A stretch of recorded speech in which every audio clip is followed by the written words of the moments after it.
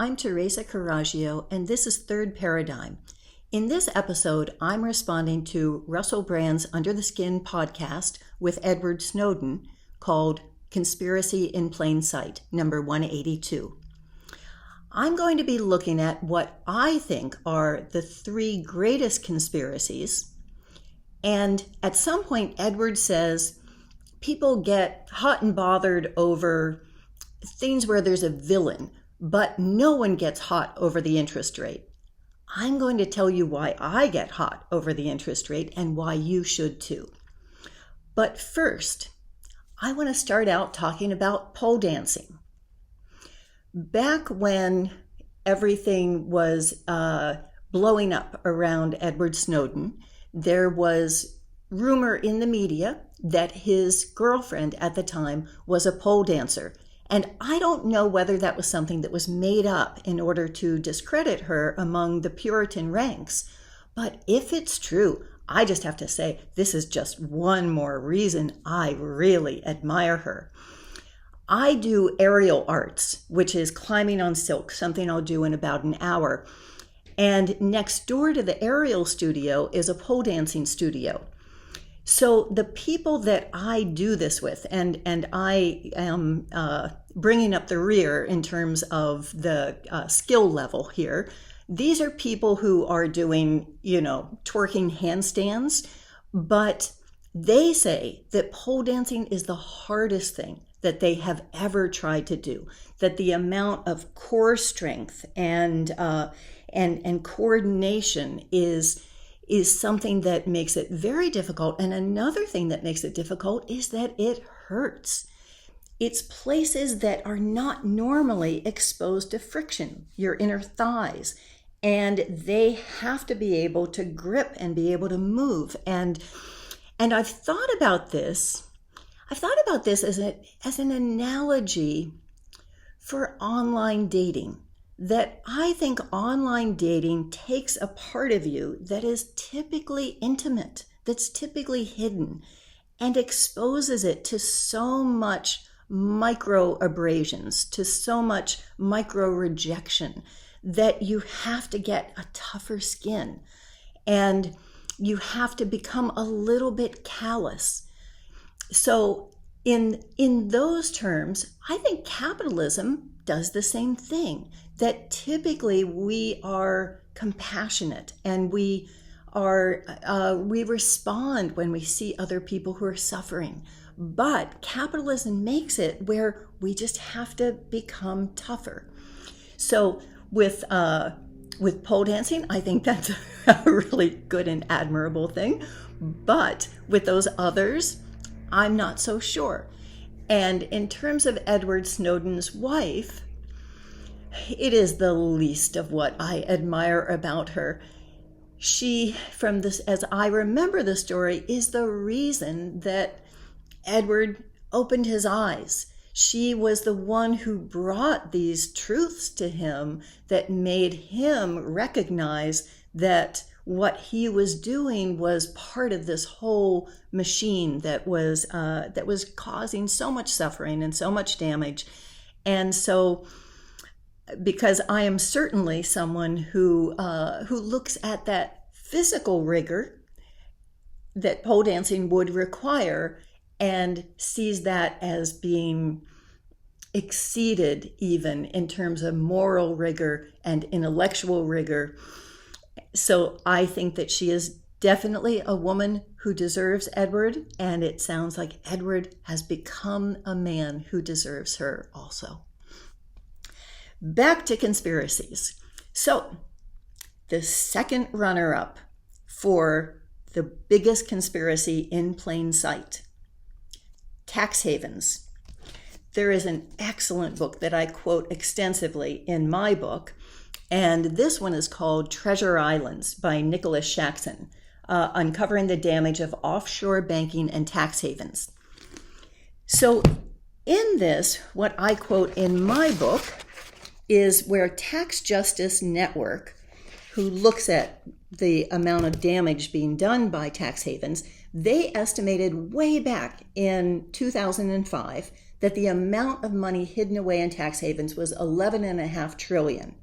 And that if you took that in $100 bills placed end to end, it would stretch 23 times to the moon and back.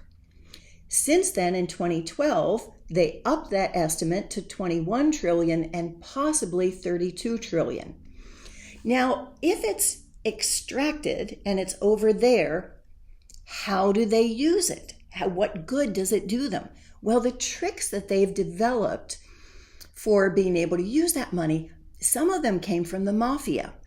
One, for instance, is that you borrow your own money back at interest. And the beauty of that is that not only are you then using your money and putting it plus this extra money back right in the tax haven, that your interest is then tax deductible. So you get that tax benefit for transferring more and extracting more from the environment and squirreling it away in these tax havens. Tax havens are rampant. So in the Cayman Islands, there are 80,000 companies who are registered there, and 3/4 of the world's hedge funds. They have 1.9 trillion on deposit, but they have only, Shaxson points out, one movie theater. So for all of that wealth being housed there, it's not like the people are following it or it's doing anything for the people.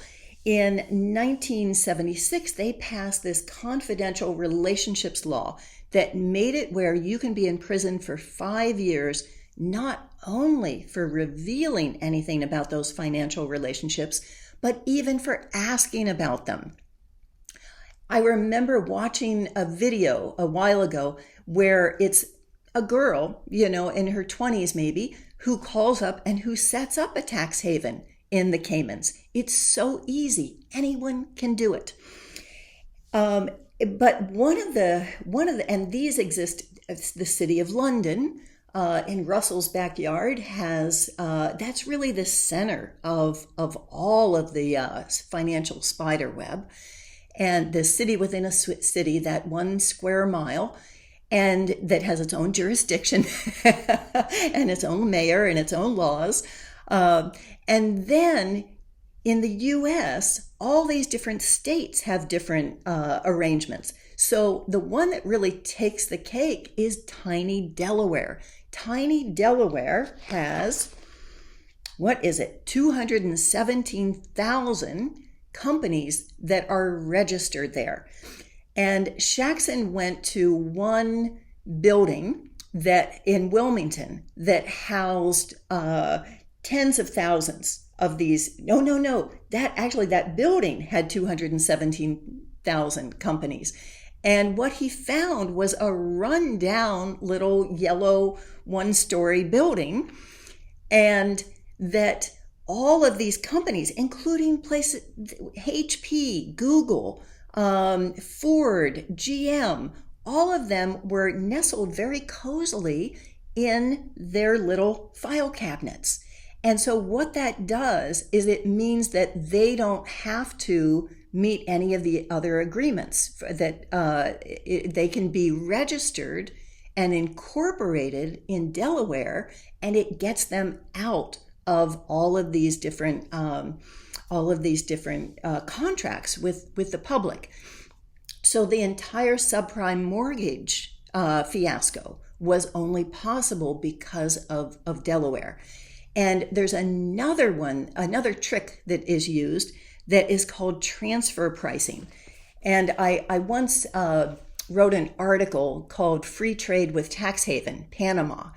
And in it, I look at false flags. So what these are the ships, these container ships that travel under flags that they buy, flags of convenience that they buy from someone else. And so there's something called transfer pricing, which means that you don't want to pay the taxes on the place that on the difference between the country where you're making something, where the cost that you're making it at is absurdly low, and the level that you're selling it at.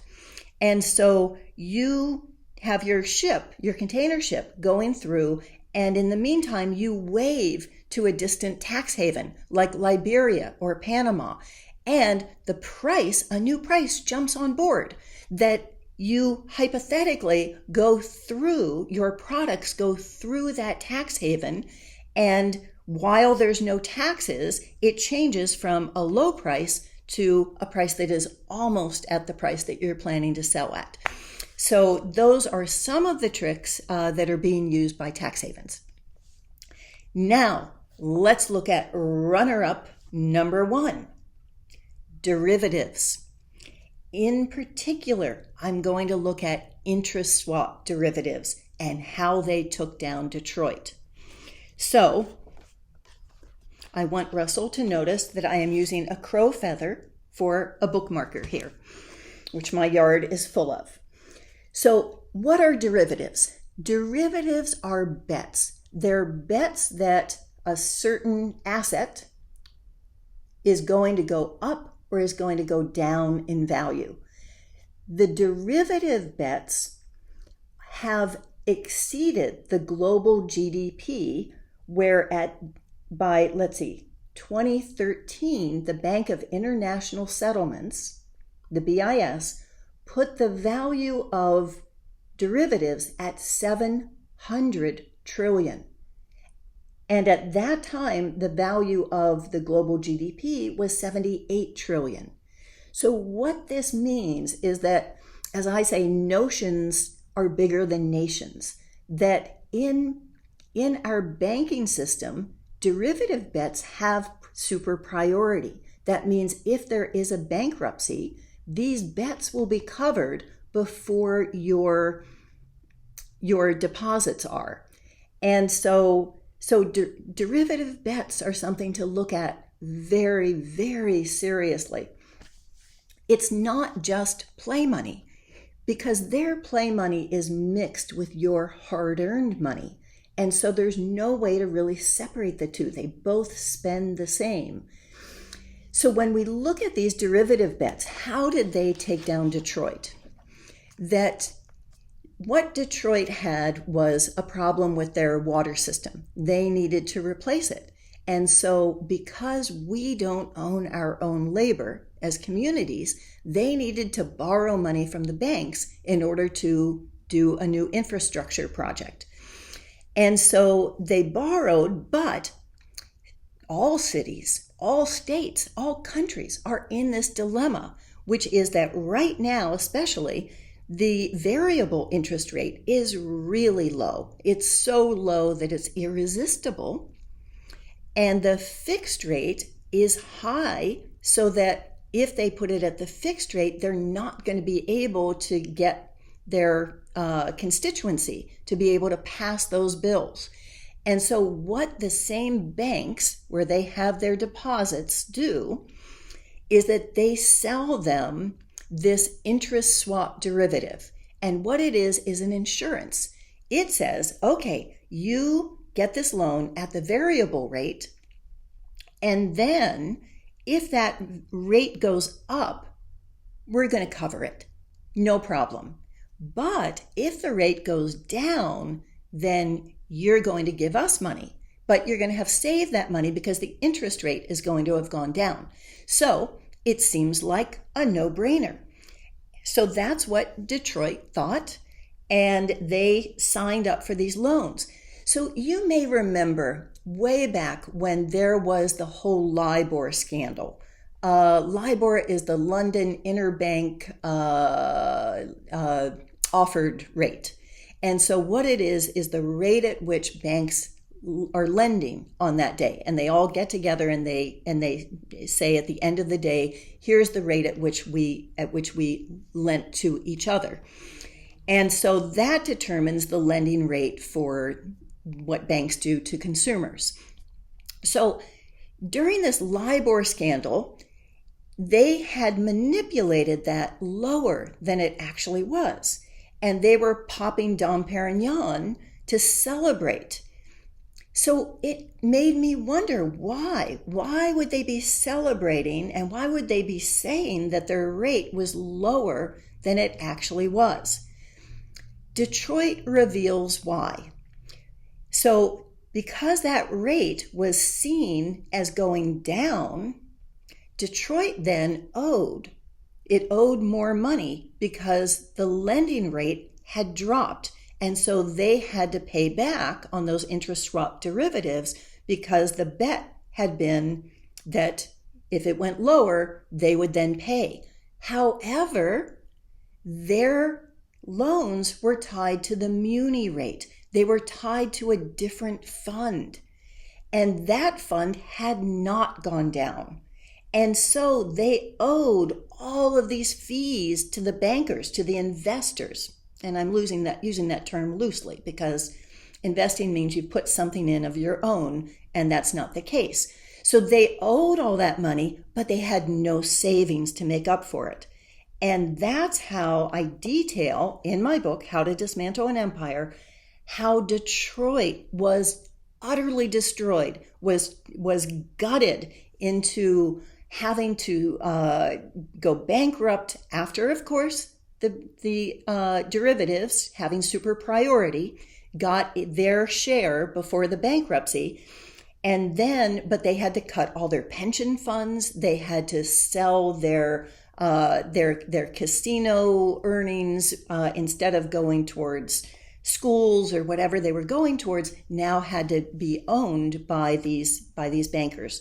It's an object lesson for all of us because every town in the United States, every state, every school district, they all have these derivative bets. And because you have to, there's no other way that you can do it. And so we're all just as vulnerable as Detroit.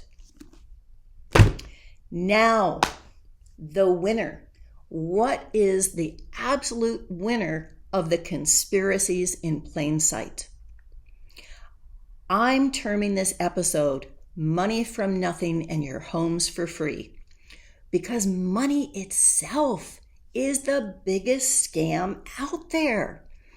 And here's why. We think that money is created by governments, but it's not. It's created by banks when they create mortgage loans. 94% of money in the US is created through mortgage loans. So when a bank makes a loan, they're not taking the money out of their own pocket. They're not taking it like It's a Wonderful Life out of, Betty Lou's deposits over here. What they're doing is making it up out of thin air. They do double entry bookkeeping where they put the debt over here and the credit over here. And at that point, the books match. And so they have created that money and they've created in the debt and in the credit to repay it. By the end of the day, this credit has gone over to this bank, and that's where LIBOR comes in, because then they might have to loan it back to this bank and they have to have a set rate because that determines how much they're going to charge you for those debts. So here's the rub. If that isn't enough, they create the principal. They don't create the interest. So if this is 94% of the money supply, where does the rest come from? It has to be recreated by continually upping and upping and upping the amount of money that we're in debt. And they can do that by lowering the interest rate. They manipulate the interest rate a little bit up and then down a little and then up and down. And so it continually goes down, creating more money. So if you have the same amount of money, let's say $1,000 a month that you can pay in your mortgage, and the interest rate is at 10%, that means that the cost of the house actually has to be down here because you're competing with your neighbors over how much debt either of you can go into for this house that you both want. And so And so with the interest rate low, or the interest rate high, the price of the house is low. But as the interest rate drops, it continually ups and ups and ups the speculative value of the house. It doesn't change the use value. The house is still worth what it was before. And so that's how we've ended up creating this system in which the banks are the owners, the default owners when something is traded. They're the default owners of every property in the country and perhaps in the world, because central bankers are always creating these mortgage loans. And so that's what I see as something that we can't fix anything, because if they own your house, they own your labor. If you have a roof over your head, you work for the bankers, and there's no way that we can compete with that. So those are what I see as the three biggest conspiracies in plain sight. And I hope that if there is a safe way, that Edward might let me know if I'm on the right track with what he sees as those greatest conspiracies. Because I think the hardest thing to see is what's in plain sight. It's like a fish being able to see the water that it swims in. This is our entire social contract, a social construct. And so I think that being able to help each other see underwater as we are would be a good thing. But the most important thing to me is that he and his lovely wife and their child stay safe. Thank you. If you're intrigued and would like to go deeper into these ideas, here's another video on a related theme. And if you'd like to delve into this entire area, here's a playlist. Thank you, and I would love it if you would subscribe.